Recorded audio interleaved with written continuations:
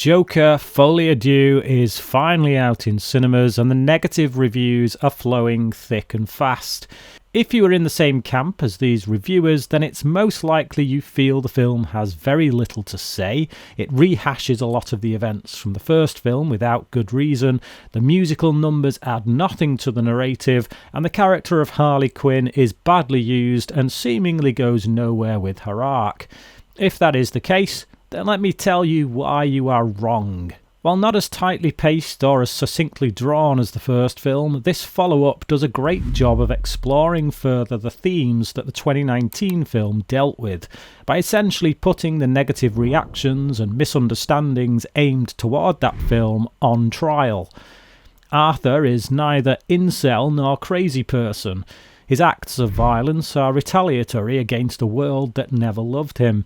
And while those acts may be wrong, they remain, if we are being truthful with ourselves, totally understandable. I hear a lot of people complaining about the pointlessness of the trial scenes in Folie, claiming they just remind us what happened in the first film but don't do anything beyond that.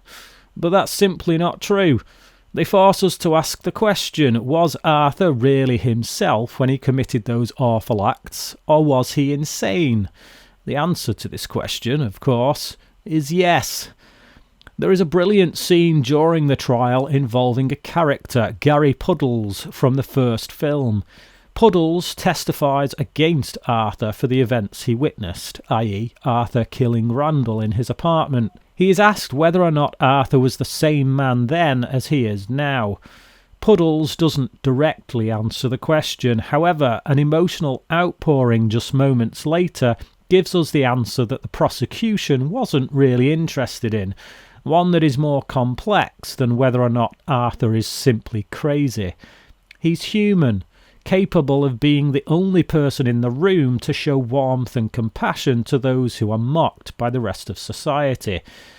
It was very telling that, as Puddles walks into the courthouse, there were sections of the audience in my packed-out theatre that started sniggering. The point is, one side of the political spectrum wants to label Arthur a sad, pathetic, incel loner, so they can get rid of him, unchallenged, and go about their business, while the other wants to label him insane, which ultimately diminishes his responsibility, almost letting him off the hook. But it's just not that simple when you're dealing with mental illness. A person doesn't have to have split personality disorder in order to understandably do things that are crazy, and they are not sad and pathetic just because they crave love and attention. Arthur remains a wholly sympathetic character throughout this film, but civilised society rejects, abuses and misunderstands him at every turn. Even those who revere his Joker persona simply don't get him. They think he's trying to spearhead a movement, but he said it himself in the first film. No, I don't believe in any of that. I don't believe in anything. He's not political. He's not trying to incite violence. He doesn't crave a revolution. He just wants what every human being wants, to love and be loved in return. Whether he is Arthur or the Joker, he is either loved or hated for all the wrong reasons, which means his true self is always rejected, never allowed to flourish. It is the ultimate tragedy, which is why Joker Folie ends in the only way it ever could have, which will piss off a lot of the IP fanboys that were still telling themselves that a Joker old enough to be Bruce Wayne's grandfather was going to work as Batman's arch nemesis. But this was never intended as a Batman universe movie. It's an Elseworlds take on things, and from that perspective, I applaud Todd Phillips and co. for adhering so honestly to a singular vision. Much has been said about the character of Harley. Her character goes nowhere. They really mishandle her arc. She just kind of fizzles out of the movie towards the end. I actually think the arc for Harley is perfect because it sticks to some of the themes set up in the first film, which are, if you are rich, you have a voice. She's arguably crazier than Arthur, but the key difference is that she's rich. so she comes and goes as she pleases, even in and out of a jail cell. She gets to play with Arthur as a toy.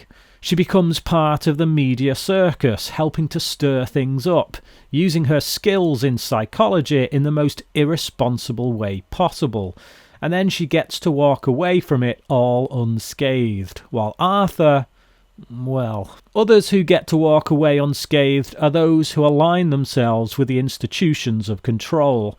At one point in the film, there is a character, one of the guards at Arkham, who unleashes such violence on one of the inmates that he kills the man. But we only hear what is taking place.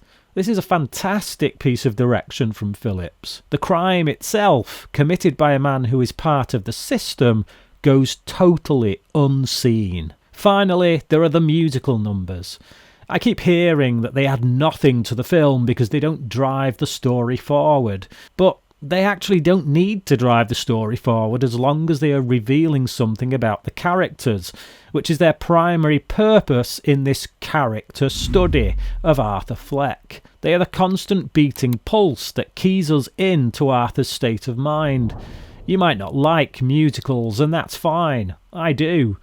The reason for that is that music is a very expressive art form.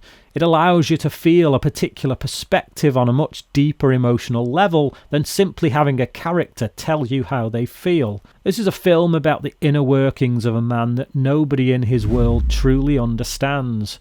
But we do, or at least we can, if we are really paying attention to his song. So, you see, Joker Folie is actually a very complex film that, as with the first, closely examines society's treatment of the underclass, those it deems to have nothing to offer outside of their brokenness, a brokenness that those with power created but refused to acknowledge, for fear that they might have to be held accountable.